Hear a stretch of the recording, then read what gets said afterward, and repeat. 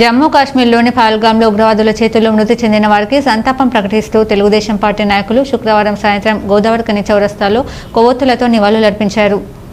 ఈ సందర్భంగా టీడీపీ మాజీ రాష్ట్ర కార్యదర్శి Nimmakayala Yedukondalu, TNTUC working president Mudiganti Damodar Reddy మాట్లాడుతూ పాకిస్తాన్ ఉగ్రమూకలు జమ్మూ కాశ్మీర్లోని పహల్గాంలో టూరిస్టులను కాల్చి చంపడం హేయమైన చర్యని ఖండించారు.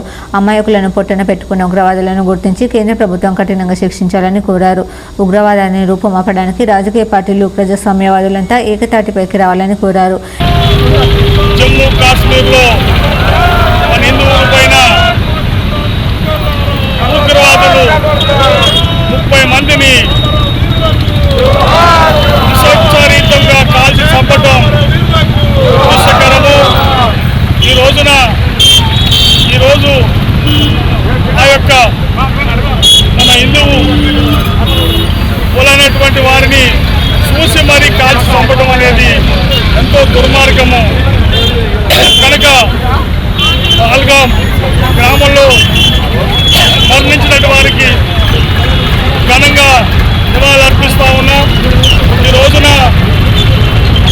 పాకిస్తాన్కు ఉన్నటువంటి ఉగ్రవాదులను తక్షణమే కేంద్ర ప్రభుత్వం శిక్షించాలని తెలుగుదేశం పార్టీ రామగుండం నియోజకవర్గం తరఫున కోరుతా ఉన్నాం. అయ్యా మోదీ గారు, ఈ రోజున ఉగ్రవాదులు మన ఇండియాలో చొరబడ్డారంటే మీరు చేసేటటువంటి ఎన్నో దానికి కారణమై ఉంటుంది.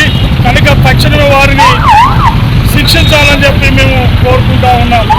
ఈ రోజున కేంద్ర ప్రభుత్వము ఈ ఉగ్రవాదాలని వెంటనే తరిమి కొట్టి వాళ్ళని శిక్షించాలి. అదేవిధంగా విశాఖపట్నంలో మరణించినటువంటి మన హిందూ బిడ్డలు, ఆంధ్ర బిడ్డలకు కూడా మేము తెలుగుదేశం పార్టీ తరఫున నివాళులర్పిస్తా ఉన్నాం. ఈ కార్యక్రమంలో టీడీపీ, టీఎన్టీయూసీ నాయకులు పెగడపల్లి రాజనర్సు, గుండబోయిన ఉదయలు, బెక్కు రవీందర్, మాటటి లక్ష్మి, రామగిరి రాజేశ్వరి, సుందిల స్వామి తదితరులు పాల్గొన్నారు.